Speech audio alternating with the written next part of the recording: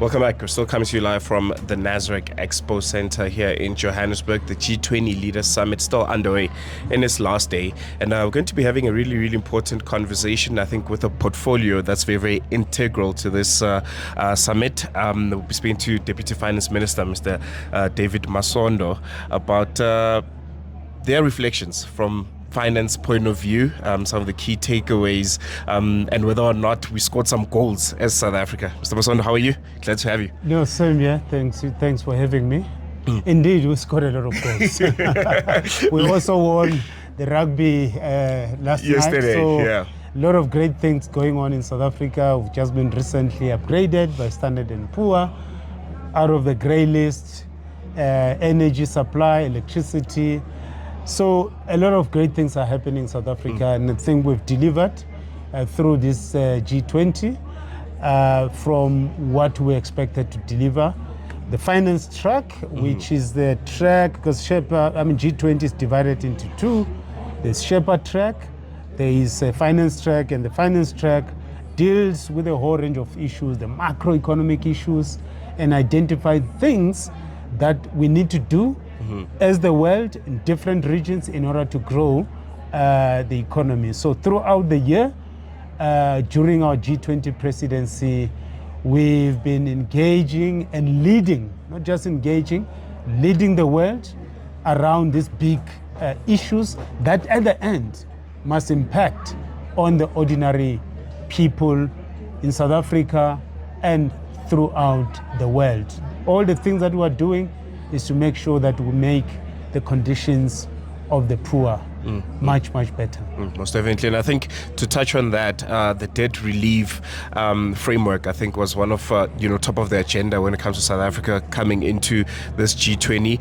Can you expand a bit on that? Why was it such a very, very integral point, and for South Africa's own reasons in pointing out there for Africa and the rest of the global South?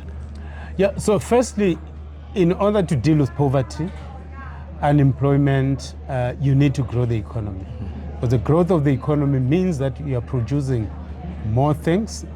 A lot of people are employed, a lot of businesses are working. And as you do that, you generate a lot of tax revenue for providing services, education, health, and so on and so on. But many of the countries, including here on the continent, they owe a lot. And there are mistakes that they made themselves, but there are certain things that they are not of their own making, which impacted on their economies.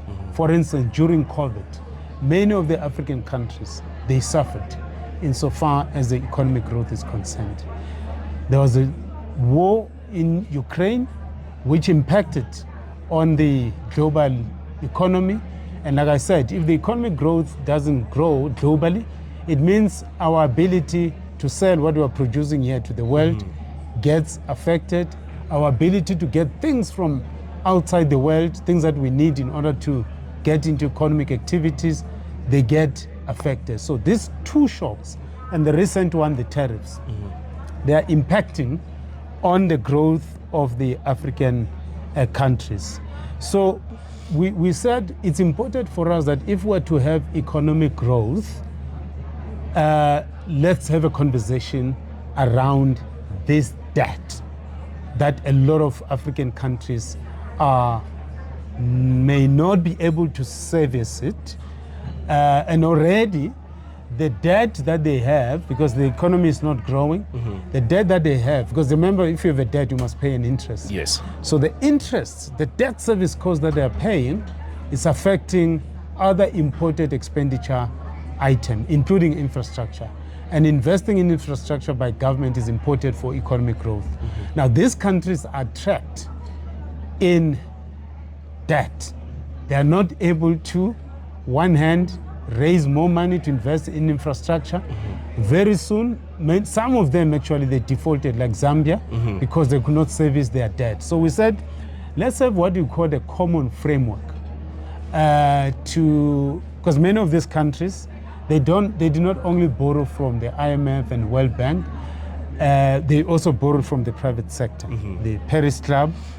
We said, let's have a common framework to resolve this debt situation faced by many countries. And the debt framework that we've put together, together with the IMF and the creditors, private creditors, has been working. In Zambia, we found a resolution on their debt. But the important thing, because these are short-term measures to deal with the crisis that we have, the most important thing is to get our economies growing, investment in infrastructure. We've got critical minerals here on the continent. How do we use them to industrialize? How do we make sure that we get more money to flow into infrastructure that will increase the productive capacity of the African economy in order to uplift the living conditions of our citizens? A lot has been said about the United States of America, their presence here at the G20, and just the strained bilateral ties with South Africa. From a fiscal point of view, from the kitty, are we feeling the impact of those bilateral relations being strained? Look, the finance track, we handed over the work that we've done under our G20 presidency already in October in Washington, when we had an annual meeting of the IMF and the World Bank, and there was a side meeting of the G20, and that's where we handed over all the work that we have done. And this is the work where almost everyone, including America, agreed to yes, we're not going to dictate, and no one dictated to us what the priorities should be.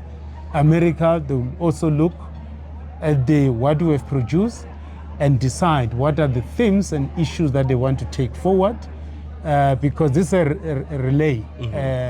So this time is this country that holds, and after the United States is going to be UK, and after UK it's South Korea, and so on and so on. So each country pick up their issues, and the key thing for us is just to make sure that those issues that we've raised, there's implementation and serious consideration by other multilateral institutions such as the IMF and the World Bank, for them to consider the issues that we've raised during our G20 presidency. Lastly, when we began the interview, we spoke about goals, us scoring a lot of goals.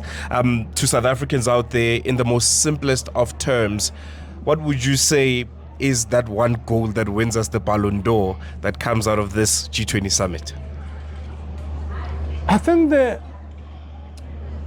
demonstrating our ability as South Africa, as the African continent, that we can run not only our affairs very well, but we can also run the affairs of the world. Because G20 is not a South African, it's not only an African issue, event. We've demonstrated our ability to make a contribution to the world in the most humblest way, but very well executed. It's not easy to get different countries, big economies, to have them under one roof and finally reach a declaration and finally reach a communique for the finance track. I think for me, it's a moment where I say, I'm very proud to be an African, I'm very proud to be a South African, and I'm very proud to serve Africans, to serve South Africans through their own government. There you have it, Deputy Finance Minister Mr. Masondo. Thank you so much, and really happy for you. Thank you so much.